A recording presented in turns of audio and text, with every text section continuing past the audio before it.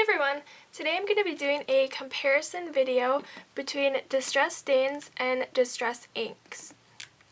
I recently made this card using the distress stains as a background for the sky, and I had a couple of people ask about what the difference would be between using the distress stains versus the distress inks. Alright, so I will start with the distress inks. I did kind of test them out beforehand to see if there was much difference side by side. There wasn't too much of a difference between the colors. I think you could get the distress inks a lot lighter, and it's going to take a lot longer for these to actually get light, so they are going to be a little bit darker.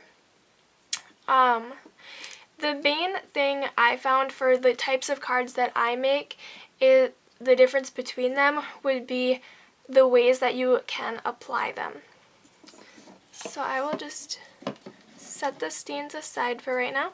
And then I am using the Tim Holtz Distress Watercolor Cardstock.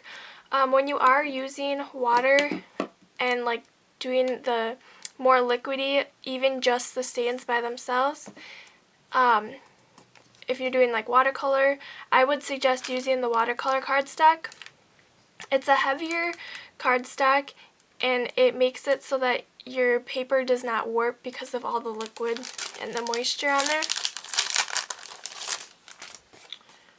Alright, so I'm just going to take my ink pads, and these are different colors than I used for the sky, but I'm going to use peacock feathers, peeled paint, and the evergreen bough.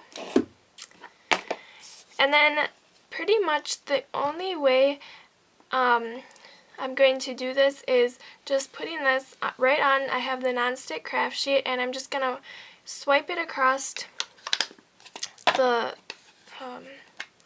in lines. So I'll do the peeled paint.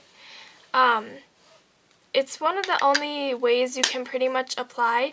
You can do like maybe a little corner,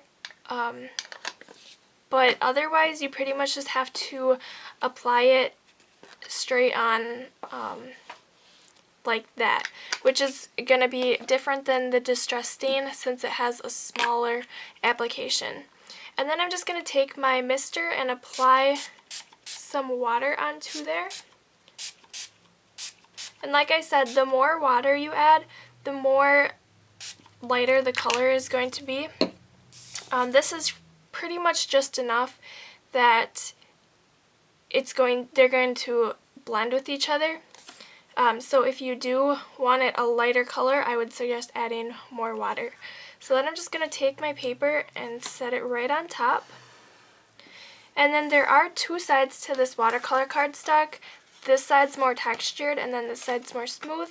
I always put the more textured side down and apply my ink on that side.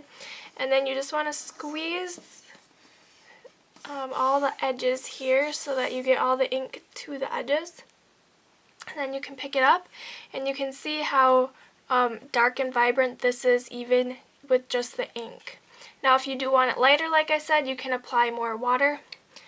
I just like to tap off the extra, and then you can always go back and dip the edges into the ink again if they are still white.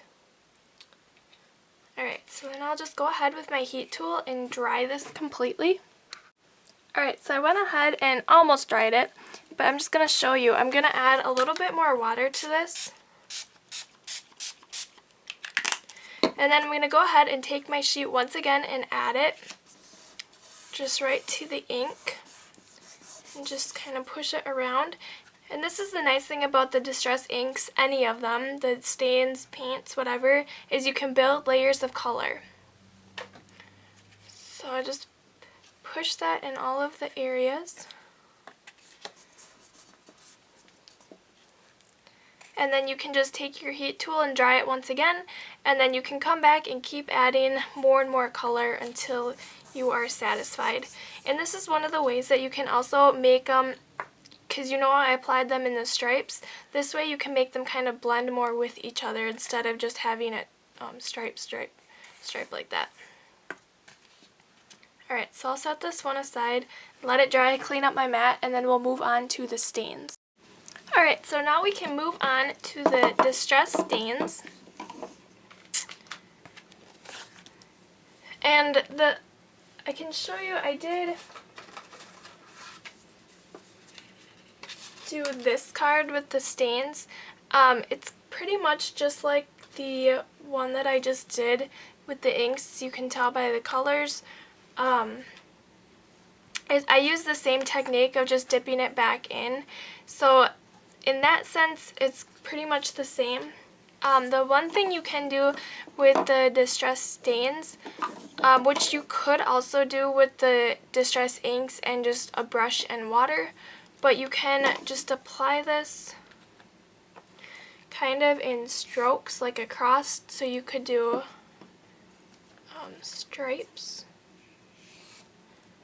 on your project, which would be a little bit more difficult with just the inks.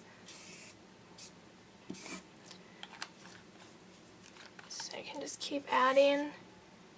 And then they also do blend the same way as with the water. So then I could take my water and just spray this, and then you can see the more I add, the more it fans out and just spreads.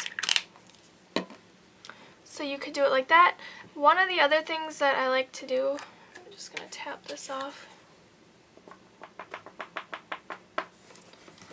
with my distress stains, it's a fun little way to apply it that gets you a different look. Sorry, I'll just wipe this up here quick. I want to make a mess. Is taking this, and then you just, since it's so juicy and moist right here, you just take it and you kind of splat down, and then you'll get like the splatter marks. So it's kind of a fun look to add to a more like painterly type card, if you want it to look like there's ink spraying everywhere or an explosion. It's just kind of a different way to apply them. Like I said, you can, oh boy, got a big mess over here. You can apply them the same like this, how I did this background. It's very similar to just the ink pads. You just apply it to your craft sheet, add a little bit of water, and blend them together. If I was to recommend one over the other, I would definitely recommend the ink pads, just because there's a lot more techniques, and then you can use the blending tools with these and create more subtle backgrounds. It would just be a personal preference which one you like. I have all of the ink pads. I do not have all of the colors in distress stains. But for certain projects, I do prefer the distress stains over the inks. Just ways to apply them is what I would say. And I mean, this is all for the types of cards that I make. So if you do like mixed media or other types of projects, you're going to find different uses for the stains versus the inks. So like I said, it's all just personal preference. This is what I do with mine, not what you have to do or anything like that. But I will link to the distress stains and the inks in the Simon Says Stamp store. Also the watercolor cardstock, which I highly recommend for these types of projects. You can see that this paper is bending right here, but once you put your heat tool on that and dry it, it'll flatten right out.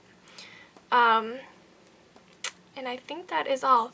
Like I said with the fussy cutting tutorial, if you do have any questions about any of these products, if you want me to use other products, show you like comparisons between them, just let me know.